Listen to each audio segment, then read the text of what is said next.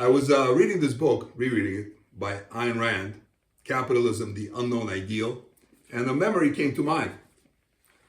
I was standing in the middle of the international airport in Moscow, surrounded by a large group of extended family who came to say goodbye, probably for the last time. It was 1979, Soviet Russia. I was 10 years old.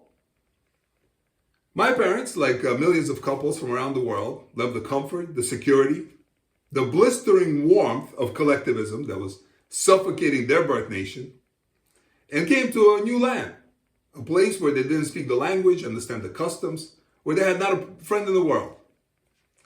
The only reason they left, everything they knew, everyone they loved, was because there was a glimmer of hope for personal freedom born out of rugged individualism. But technically, there was nothing wrong with the USSR.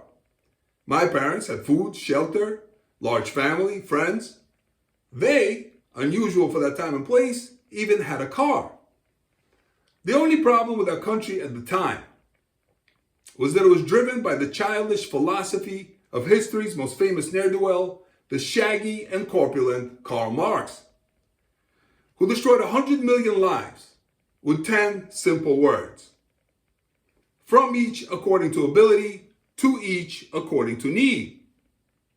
But should a man like my father possess some courage, intelligence, a strong work ethic, an entrepreneurial spirit, he could never pursue his crazy ideas in a morally corrupt, financially socialized society. Take someone like Elon Musk, who brought so much wealth and inspiration to the United States because here he was able to pursue his crazy dreams and explore the boundaries of his own clearly boundless capabilities. Had he stayed in Africa, at best, he would be a mid-level, misunderstood, unappreciated, eccentric computer programmer.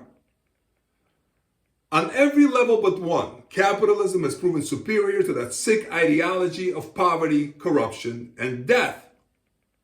The one thing the communists have going for them, however, is that they are willing to lie, cheat, steal, even murder to get their way. And that is just not a fair competition.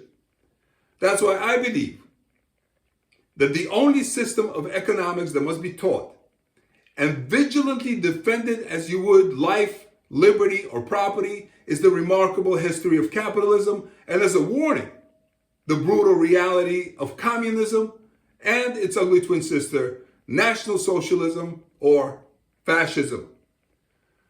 Anyone who teaches this suicidal ideology to our children must be considered an enemy of the United States, immediately censured, and invited to move to a country that better represents their treasonous point of view. The United States is unapologetically a capitalist country. And as a first-generation American, I don't want to live with people who don't love this country for the remarkable miracle that it is. I don't want to hire them. I don't want to work for them. I don't want to do business with them. I don't want them teaching my children. I don't want to see them disrupting speaking events or murdering the presenter. I don't want them burning my flag or my city. And I don't want to see them looting our stores and chanting death to America on the streets of a nation that feeds them. I despise the parasite, but much worse, the socialist. Communism and all its factions is a psychopathic mental illness.